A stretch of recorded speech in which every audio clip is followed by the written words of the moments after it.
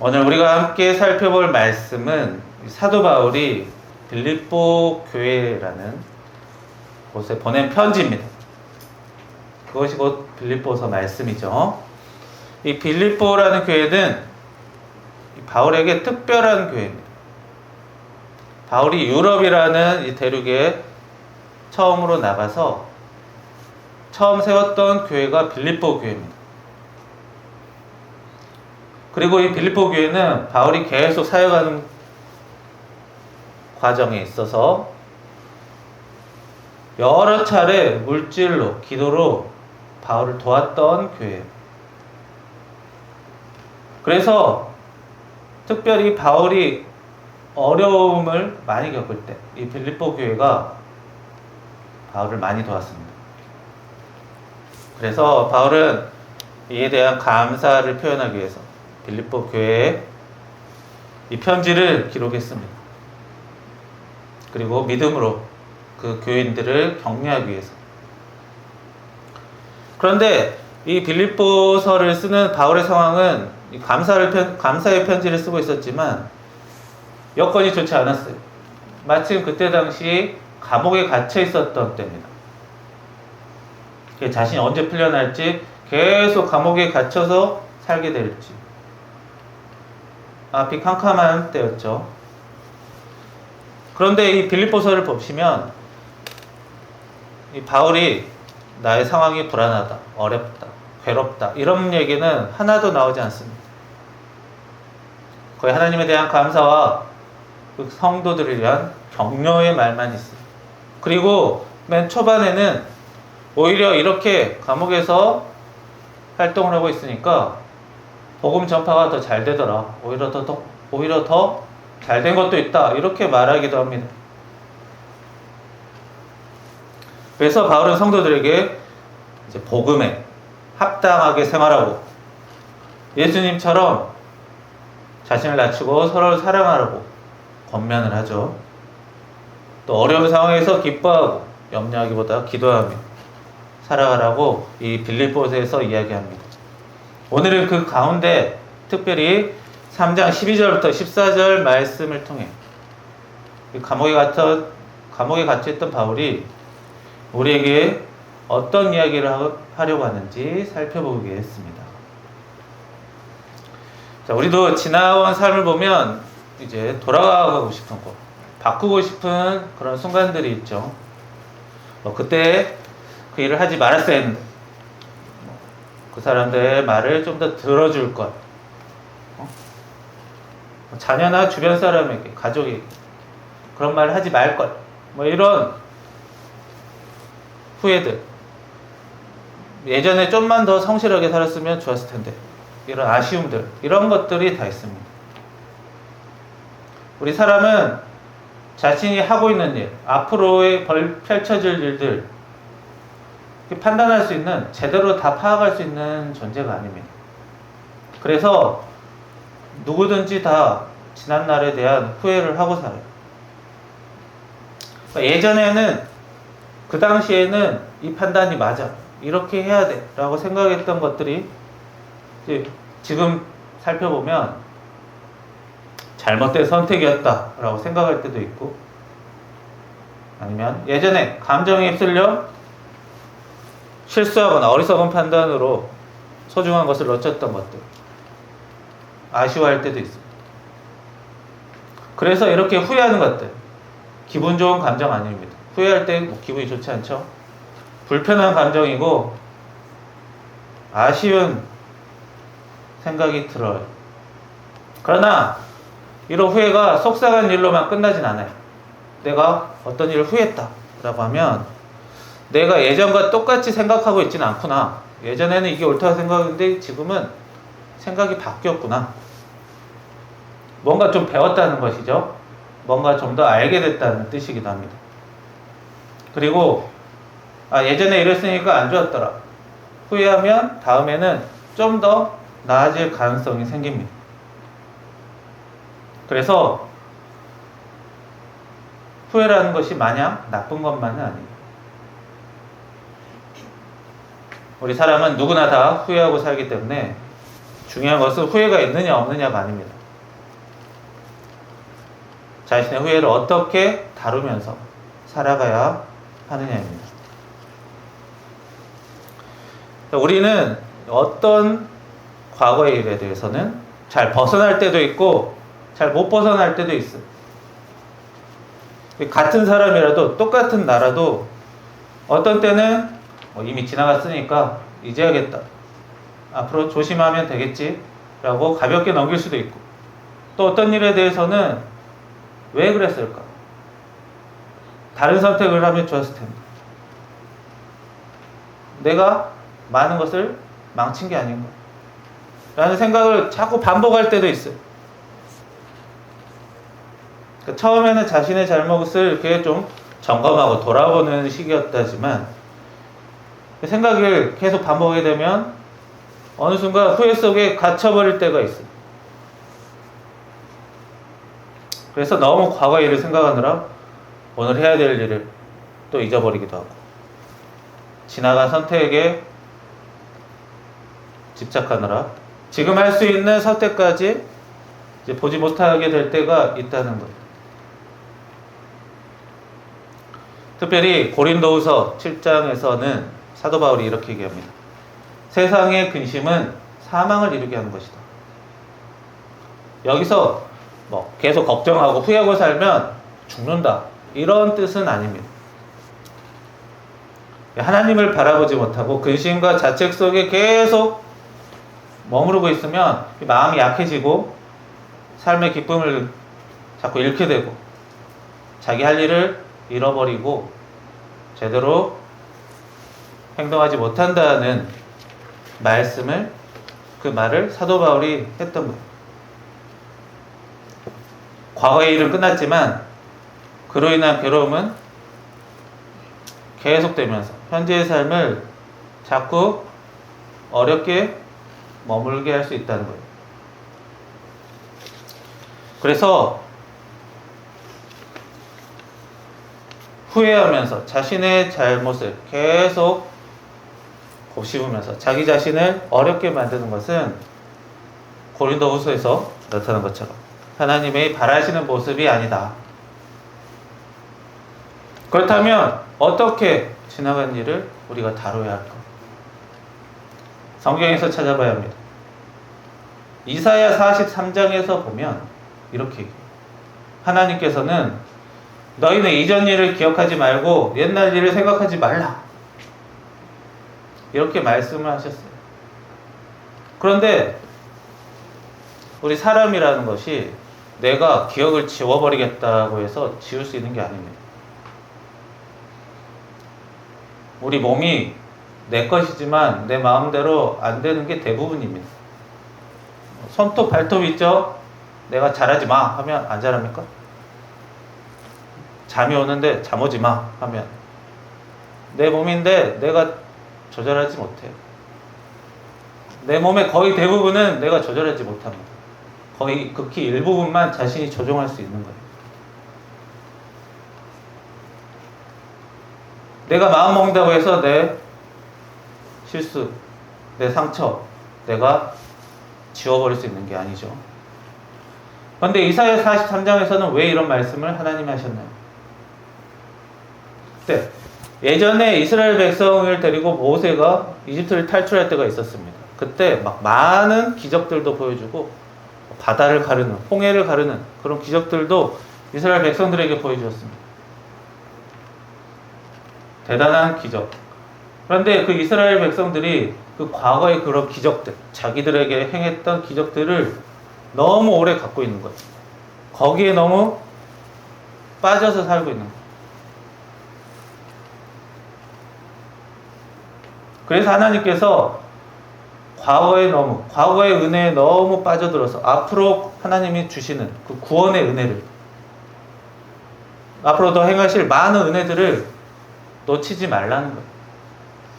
과거에 안 좋은 일뿐만 아니라 좋은 일더라도 너무 거기에 매몰돼서는 안 된다.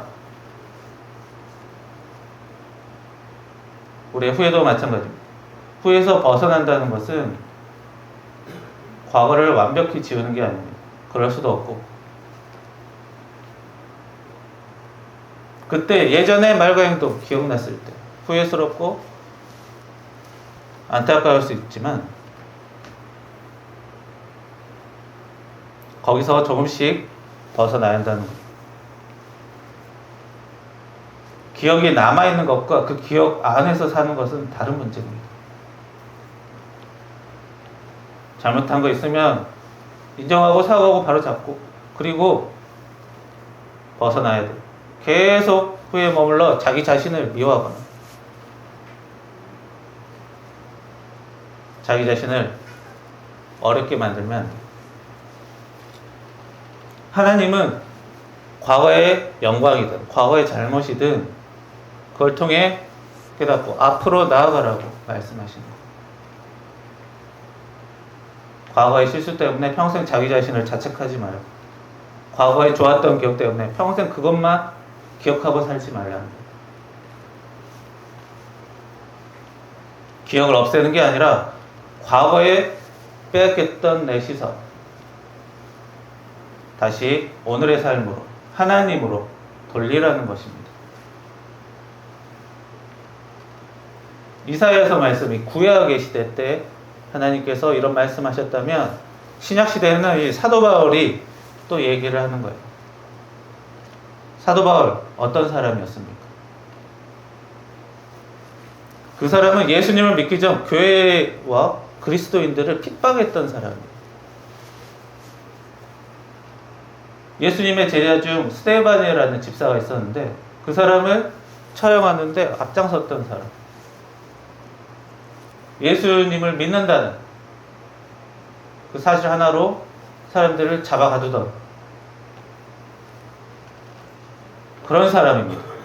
그러나 바울은 자신의 과거 숨기지 않았어요. 자신이 전에 교회를 협박했고 핍박했던 사람이고 예수님의 제자라고 불릴 자격이 많이 없다는 것 알고 있었습니다. 그러나 바울의 예전의 일은 잊어버린다고 말한 것은 과거를 잊어버린 게 아니에요. 내 잘못을 없었던 일로 하자는 것도 아닙니다. 자신의 기억을, 과거를 기억하고 잘못을 인정했지만 그것 때문에 평생 자기를 미워하고 주저앉고 살지는 않는다는 것. 나는 너무 예수님을 향해 복음을 위해 잘못을 저질렀다. 그랬으니 아무것도 할 수 없다. 생각하지 않고 나와 같은 사람도 용서해 주시고 일꾼으로 삼아 주신 하나님의 은혜를 믿고 나아갔죠. 그래서 고린도전서 15장에 보시면 내가 나 된 것은 다 하나님의 은혜다. 이런 말을 하는 거예요. 내가 주저하지 않고 내가 핍박했던 그리스도인들에게 내가 다시 또 나서야 됩니다. 염치 없을 수 있죠. 하지만 이제는 복음을 전하고 교회는 살리는 사람, 교회를 세우는 사람으로 나아가겠다. 사도 바울은 과거에 정말 좋은 배경이 있었습니다.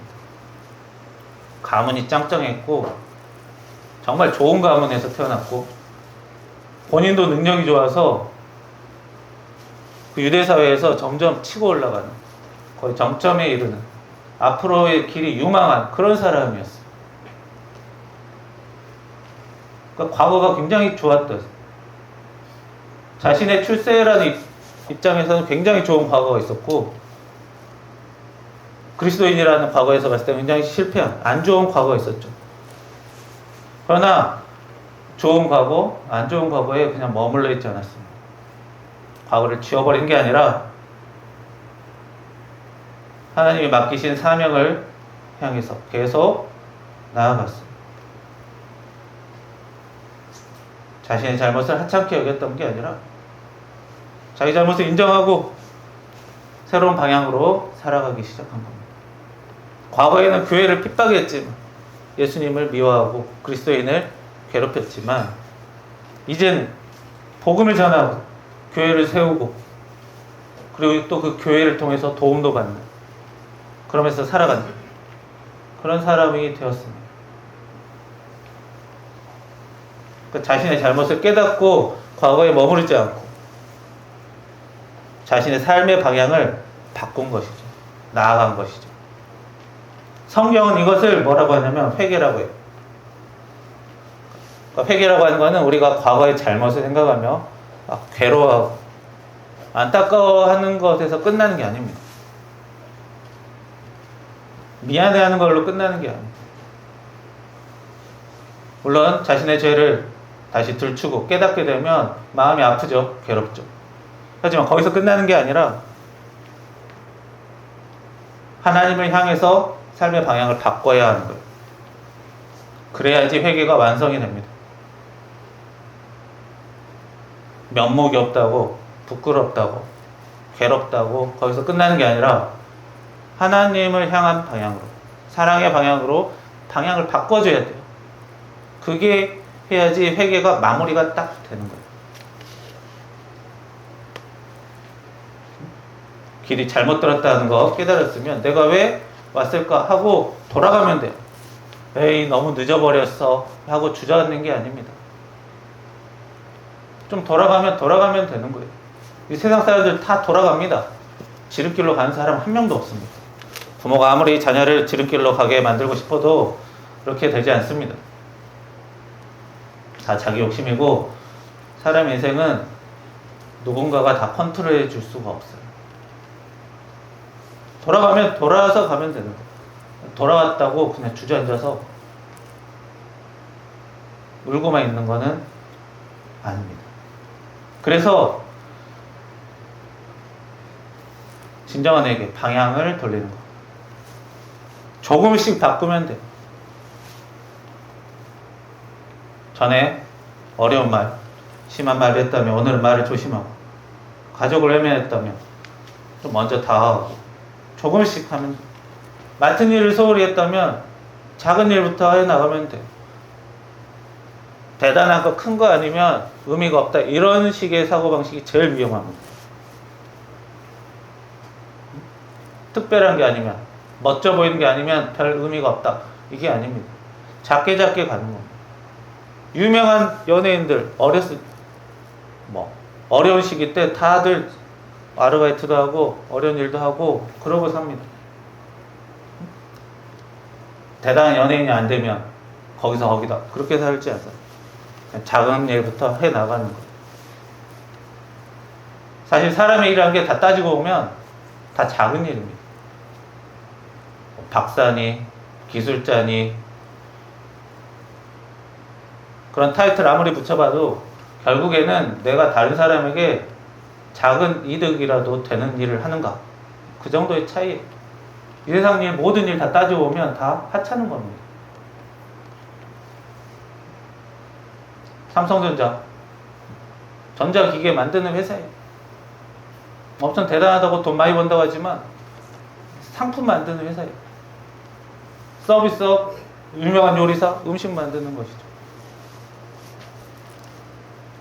대단한 게 되지 못했다고 주저하는 게 아니라 조금씩 작은 일부터 소홀히 하지, 작은 일부터 조금씩 감당하면서 나아가는 것이 회개이고, 우리가 나아갈 성경에서 가르쳐준 가르침입니다.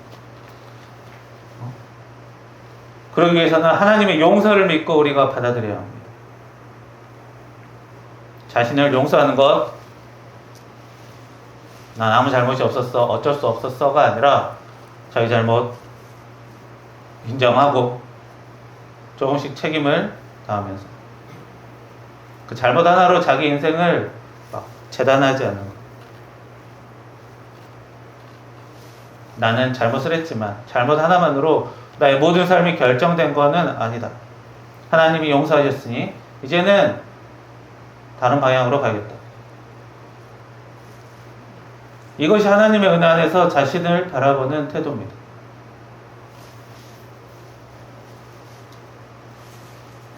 하나님께서는 우리를 죄책감 속에서 계속 주저앉혀 두시려고 용서하는 게 아닙니다. 다시 사랑하고, 다시 섬기고, 다시 선한 일을 하게 하시려고 용서하시는 거예요. 하나님이 용서하시는 것은 우리 과거의 책임을 없애는 핑계가 아니라 책임을 다하고 다시 살아갈 수 있게 하는 그런 은혜입니다. 장마에서 이렇죠. 내가 7번 넘어져도 다시 일어나겠다. 의인은 7번 넘어져도 다시 일어난다 했어요. 7번 넘어지는 사람이 의인이래. 큰 잘못을 7번이나 했지만, 후회할 일을 많이 했지만 그래도 하나님이 의인으로 봐주시는 거예요. 왜죠? 하나님의 은혜를 의지하여 다시 일어날 때 다시 살아가면 되는 거예요. 과거로 돌아가서 우리 과거를 돌리지 못합니다. 과거를 삭제하고 새로 시작할 수 없어요. 어쩔 수 없이 남는 흔적입니다.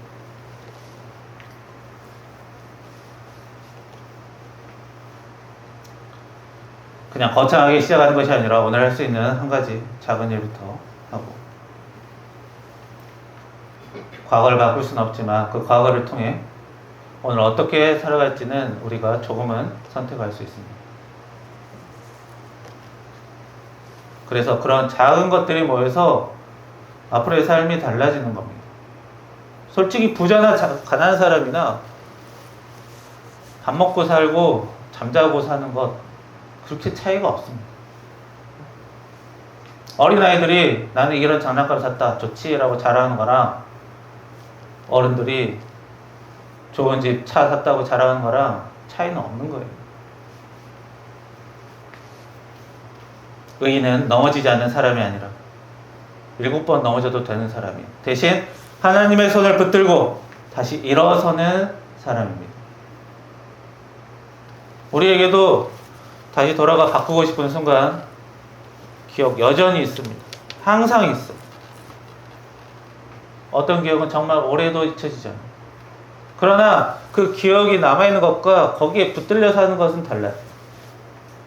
잘못한 거 있으면 하나님께 용서를 구하고 스스로 인정하고 바로잡을 일이 있으면 바로잡고, 그리고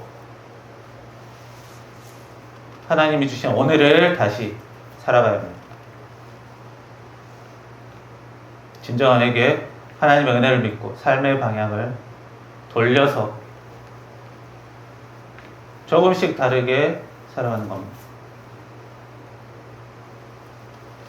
과거를 통해서 우리 사람이 어떤 사람을 평가할 때는 뭐 이력 같은 걸 보죠. 과거에 어떤 일을 했다, 연역 이런 것들을 봅니다. 과거를 통해 그 사람 판단해요. 그러나 그게 무조건 사람의 미래를 결정해 주진 않습니다. 과거에 화려한 이력이 있어도 엉뚱한 일 하면 그게 다 묻혀버리는 것이고, 과거에 좀 안 좋은 일이 있어도 좋은 일 하면 그게 또 좀 간증이 되기도 합니다. 과거에 좀 안 좋은 일이 있다고 해서 그걸로 자꾸 우리 미래를 결정하게 해주시면 안 돼요. 뒤에 있는 것은 좀 교훈으로 삼고 각자 자신의 교훈으로 삼고 하나님께서 주시는 오늘을 향해서 조금씩 내딛는다면, 후에 머무르는 시간이 아니라 오늘 주변에 있는 사람들 한 번 더 사랑하고 과거의 실패보다 하나님이 앞으로 주실 은혜를 더 크게 믿고 하나님이 앞으로 행하실 새해를 바라보며 살아가는 저와 여러분들 되시기를 주님의 이름으로 축원합니다. 기도하겠습니다. 살아계신 하나님, 저희들 과거에 모르게 후회 속에 살 때가 많습니다. 주여, 이 사람이 오래 살다 보면 좋은 일도 있고 험한 일도 겪기 때문에 이런 과거 속에 살게 되는 때가 많습니다. 그러나 거기에서 벗어나 좋은 교훈으로, 좋은 가르침으로 삼아 앞으로 하나님이 주시는 그 은혜로 앞으로 나아갈 수 있는 저희들 될 수 있게 도와주시옵소서. 거창한 것이 아니라 대단한 것이 아니라 한 발 한 발 주님의 은혜 가운데 살아갈 때 저희들 후회에서 점점 벗어나는 그러한 좋은 삶으로, 주님의 은혜 가운데 살아가는 삶으로 나아갈 것을 믿사오며 저희들 앞으로 더더욱 나아가는 생활로 그걸 감당할 수 있는 삶으로 저희들 인도하여 주시옵소서. 예수님의 이름으로 기도합니다. 아멘.